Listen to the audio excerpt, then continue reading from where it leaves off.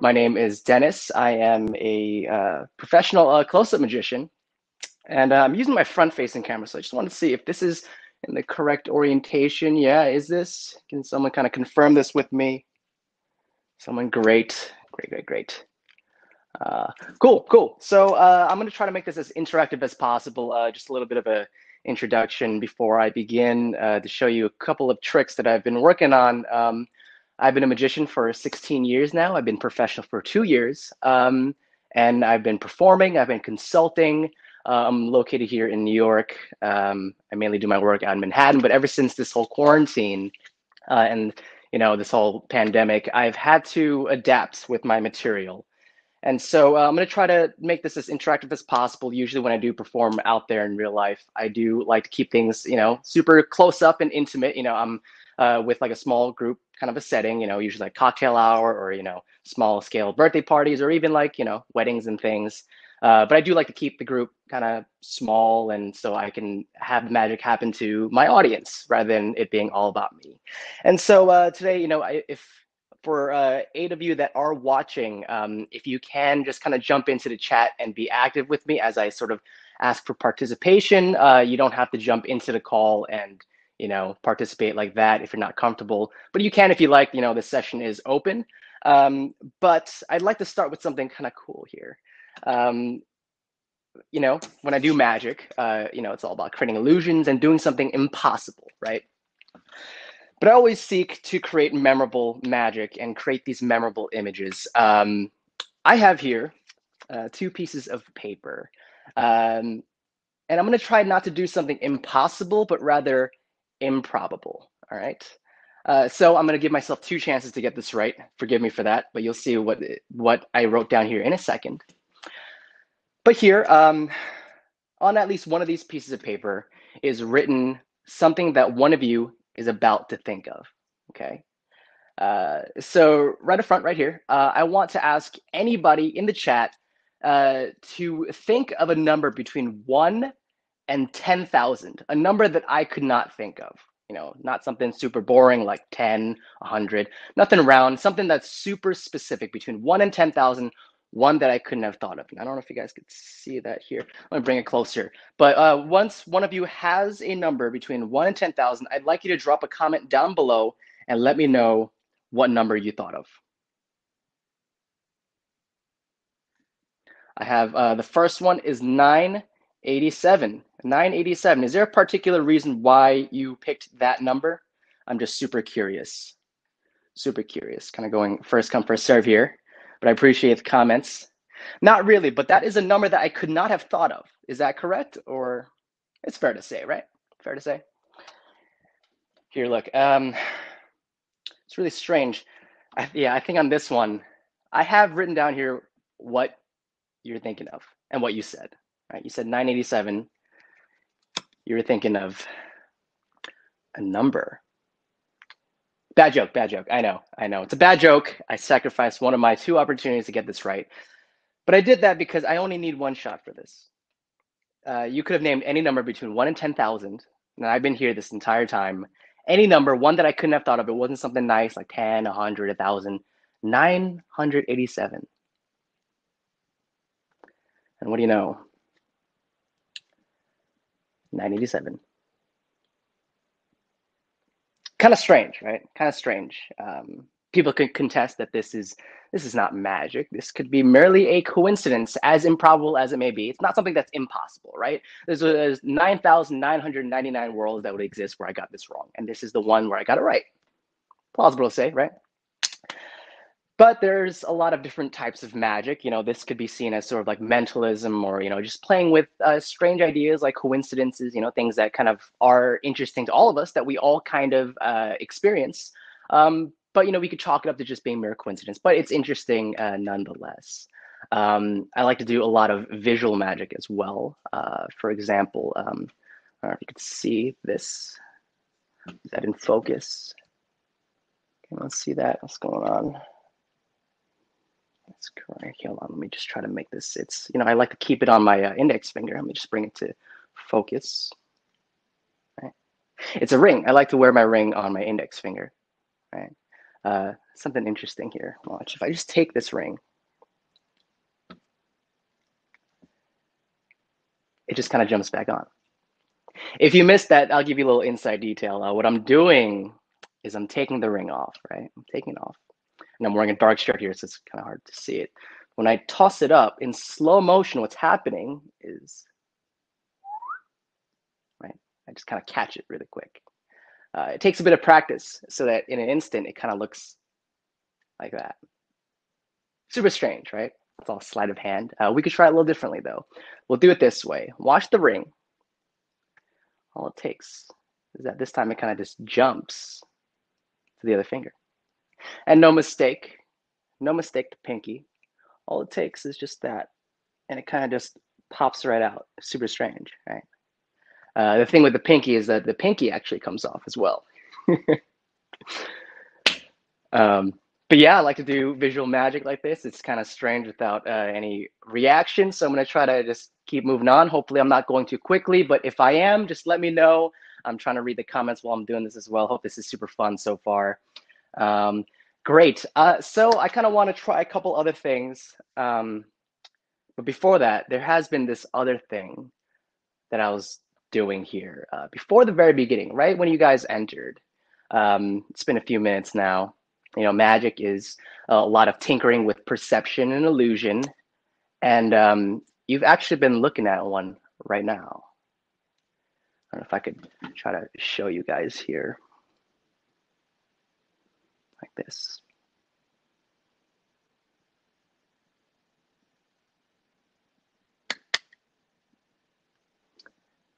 This is not me. You've been watching a reflection of me this entire time. Wacky, super wacky. But I want to move on. Kind of face the actual camera properly towards myself here. I'm a little corner for myself to, you know, do some magic over video chat and share this with you guys at this little at FestiHealth here. I like to do a lot of card tricks, right? Card tricks were the thing that was, you know, card magic was the thing that was most alluring to me when I first decided to do magic. You know, my brother showed me my first magic trick when I was maybe like 8 or 9 years old. He made like a dollar bill float in midair.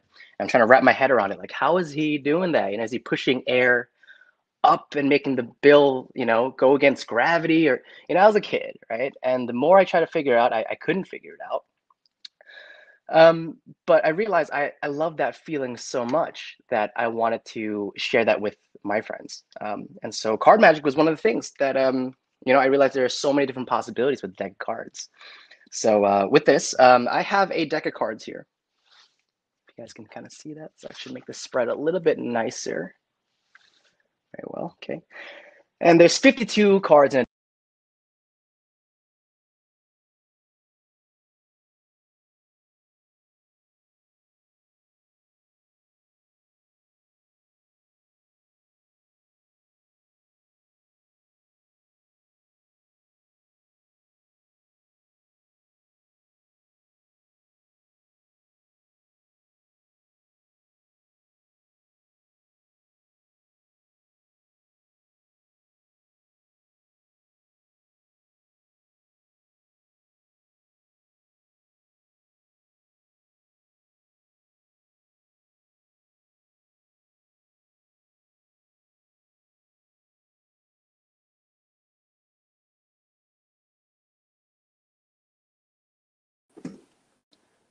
All right, is this better?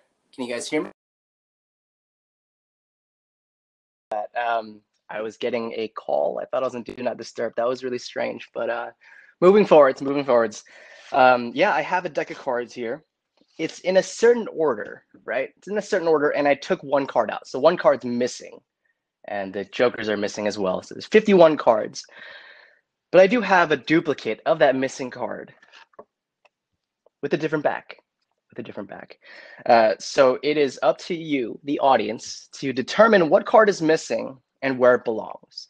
But here's the thing, you know, it's to get this right, hopefully, right? The best possible way to get this right is to frame this sort of a prompt properly, right? So if I were to ask you what this card was, even though it's a 1 in 52 chance, you likely will not get it right, just because you must be wondering what card could I have tried to make you think of, or any sort of bias that you have. Maybe like you name your favorite card. It's not objective.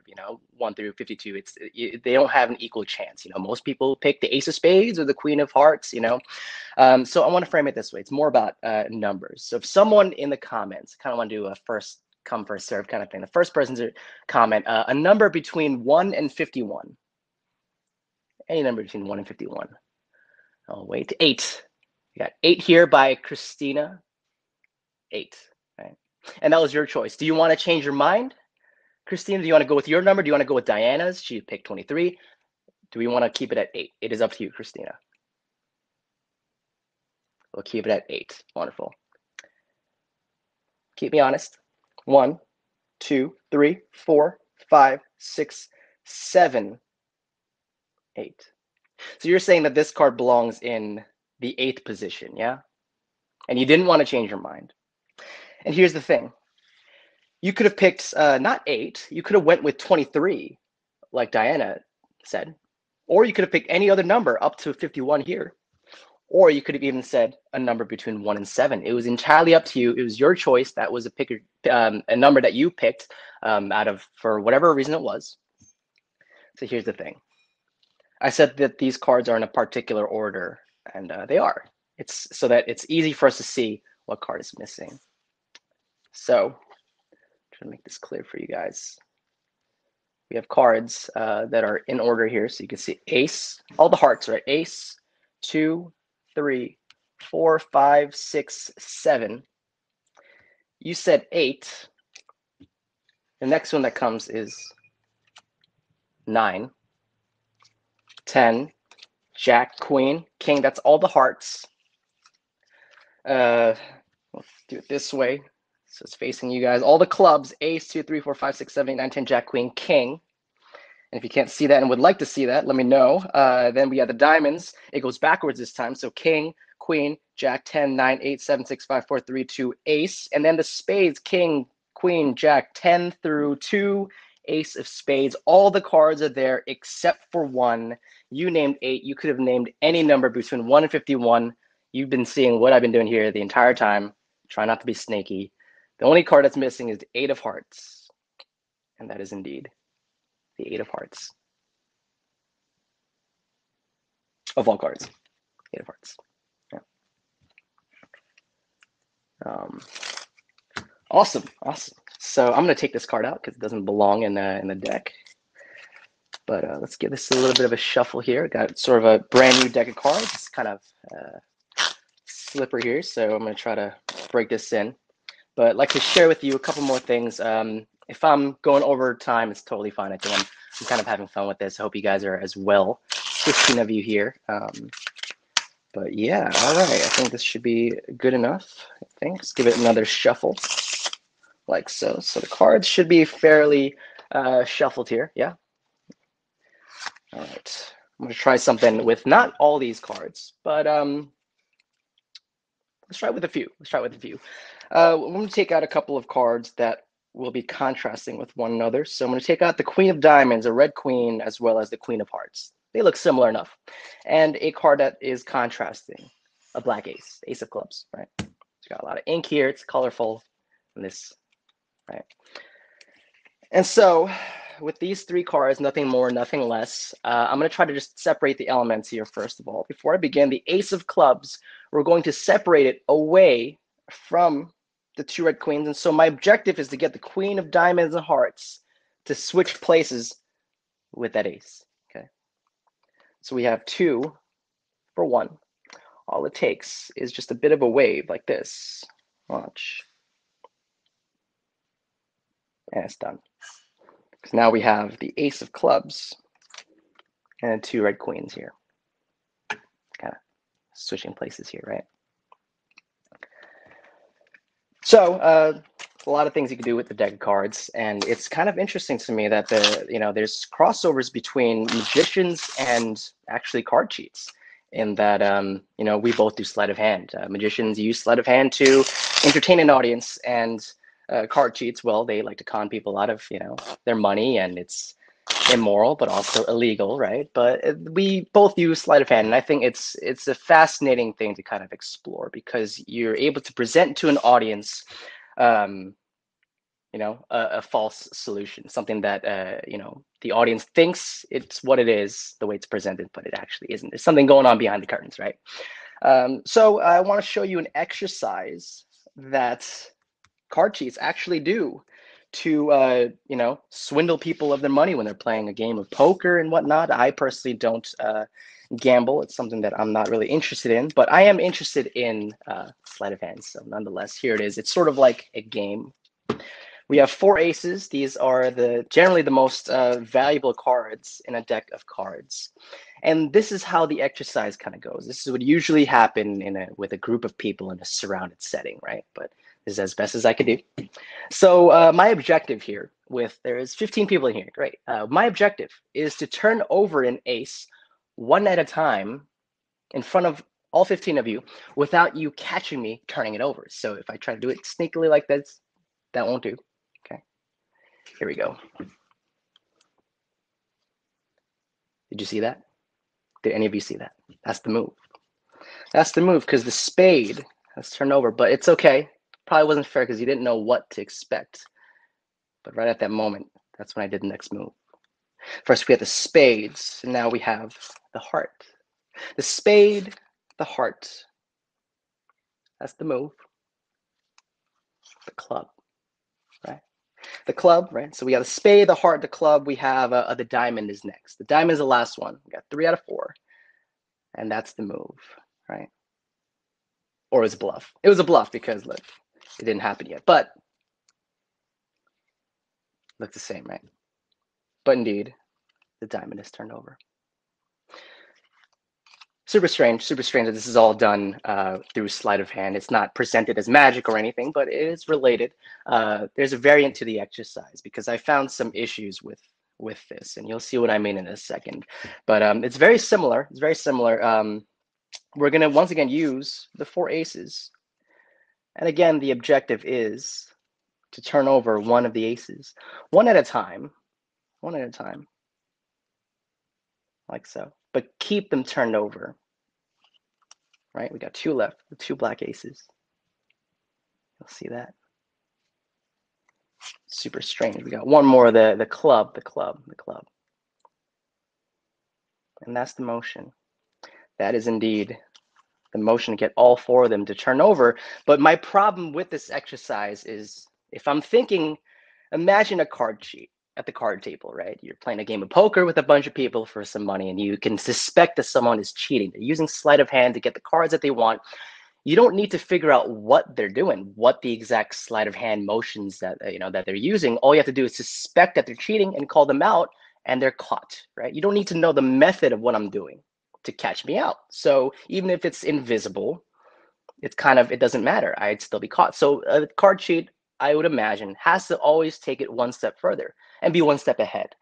So I just showed you a couple exercises with the 4 aces, and someone says, hey, you're doing something kind of sneaky with 4 aces. I would say, I have no idea what you're talking about. No idea. You can see there's the 3 of hearts, there's a queen, a 9, and a queen. I have no idea. And if they ask, well, where'd the aces go? Well, we could take a look in the middle of the deck. All 4 aces, kind of out of reach. I'm reading some of the comments here. I'm glad you guys are enjoying this. I'm glad you're enjoying this.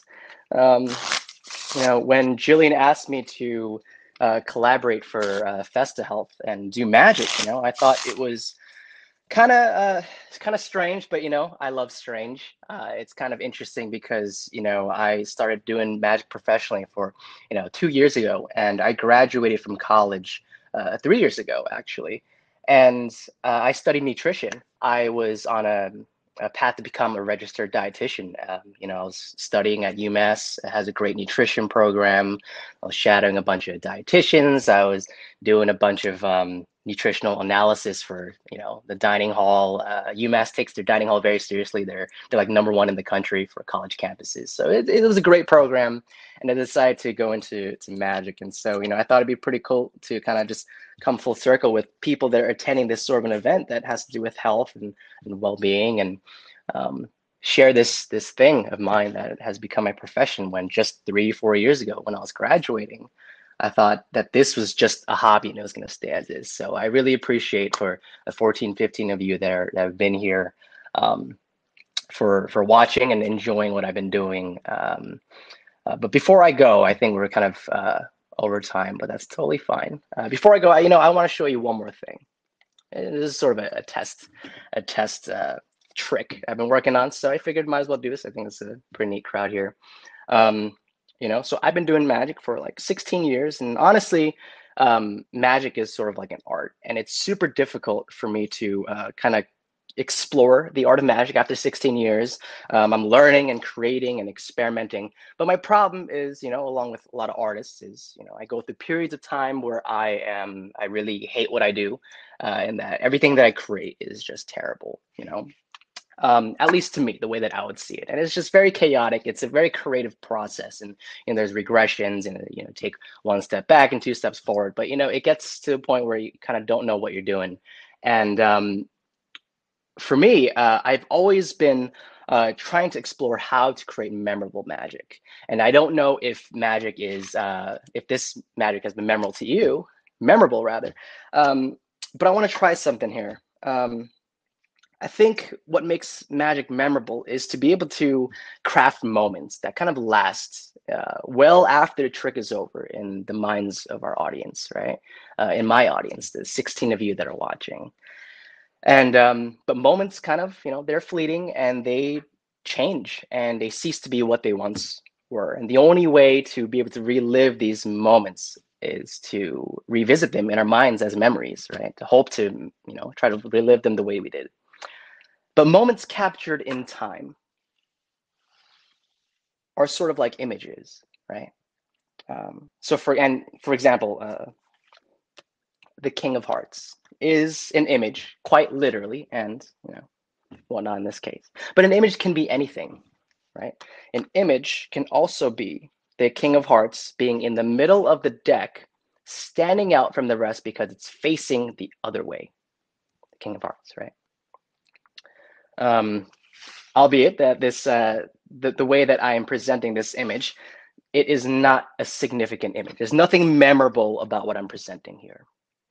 And on top of that, we can go back to square one very easily. There's nothing more valuable to this image than the other, right? That I can revert back to this just as easily. We can all recreate this. Nothing special. So with this initial image in mind, the King of Hearts being the other way in the middle of the deck, I want to create a more dramatic change to our circumstance here. What I want to do is take about, let's say, half the cards. Let's say that's about half the cards facing one way, and half the cards facing the other way. And not only that, but mixing them together, kind of just sort of interweaving them so that you can kind of see them in this sort of a fashion, this sort of a chaotic mess, right? And so if I take this and even shuffle it, for us to revert back to our initial image of the King of Hearts facing the other way would be rather time consuming to turn over all these face up cards, and it would be quite a burden. And quite frankly, there's nothing magical about that the whole process of turning over all these cards. There's nothing magical about it. But a good friend of mine recently told me what he thought was so unique about magic is that it's the only art form where we can say that we're demonstrating the attainment of what is otherwise unattainable. And I thought about that. And I kind of agree. And that's something that's really, really cool. And so what does it take to create memorable magic? Is to create memorable images, right? And so in this case, right, perhaps if we revisit that otherwise insignificant image from the very beginning, but in an impossible circumstance, perhaps then we can find this image worth remembering. There we have it. All right, guys. So that's it for my bit here. I hope you guys enjoyed. Again, my name is Dennis. I've been doing, magic professionally. This has been super fun. Thank you so much for watching. I really do appreciate it. If you like my magic, I do post a lot of magic videos, and I kind of keep people up to date on Instagram. My Instagram is at the close-up artist. No obligation there, but I do want to throw it out there if any of you want to stay, up to date with what new things I'm working on and whatnot, and perhaps even have me for a different kind of a virtual event, because it's super fun. So thanks again, guys. Hope you enjoy the rest of FestiHealth, and take care.